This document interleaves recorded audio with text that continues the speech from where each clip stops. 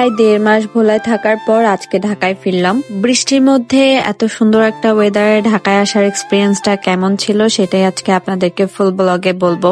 Hello everyone, আসসালামু আলাইকুম। সবার কি অবস্থা, কেমন আছেন? সকালবেলা ঘুম থেকে উঠে দেখি প্রচন্ড বৃষ্টি হচ্ছে আর দুই পাশ অন্ধকার হয়ে আছে।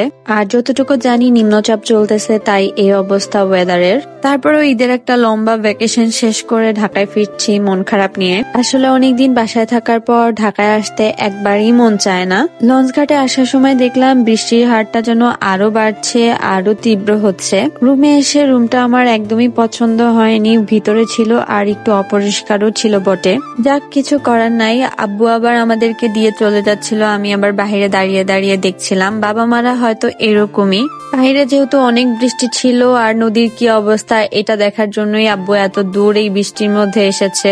লঞ্চটা ছাড়ার পর আমার মন খারাপ হয়তো আর একটু দ্বিগুণ হয়ে যায়। আমি জানি না কেন, প্রতিবারই যখন লঞ্চে উঠি তার আগ পর্যন্ত মনটা খুবই ভালো থাকে, কিন্তু লঞ্চে উঠে যাওয়ার পরে আমার মনটা আস্তে আস্তে খারাপ হয়ে যায়। এরপর লঞ্চের ক্যান্টিনে চলে যাই কিছু খাবার দাবার কেনার জন্য। কর্ণফুলী 3-এ উঠলে আমি ক্যান্টিনে একবার না একবার হলেও আসি। কর্ণফুলী 3-এর আঙ্কেলও আমাকে খুব ভালো করে চিনে, তো ওনাদের সাথে কিছুক্ষণ কথা বলে খাবার দাবার কিনে উপরে চলে আসি। আর নিচে গিয়ে যখন বলেছিলাম কেবিনটা আমার পছন্দ হয়নি, তো ওরা উপরে এসে আমাকে আবার কেবিনটা চেঞ্জ করে দেয়। আর এই কেবিনটা পাওয়ার পর আমি একটু খুশি হয়েছিলাম, কারণ আগের কেবিনটা একটুও ভালো ছিল না।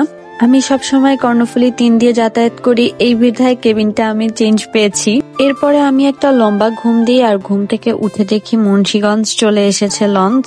আর তখন ওয়েদারটা এত ভয়ঙ্কর হয়ে গিয়েছিল কি বলবো।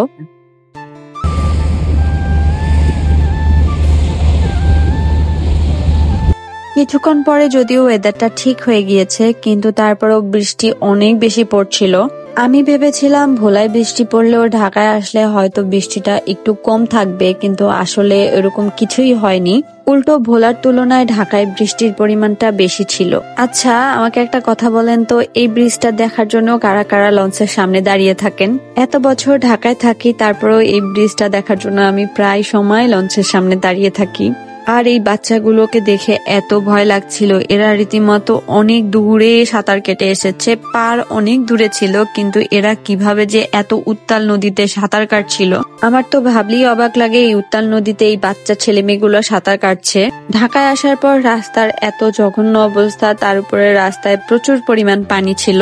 যাক, বাসায় যেহেতু আসতেই হবে, তো একটু কষ্ট তো করাই লাগবে। কথা বলতে বলতে ব্লগের শেষ পর্যায়ে চলেই আসলাম। আজকে এই পর্যন্তই। Thanks for watching. Do follow me more.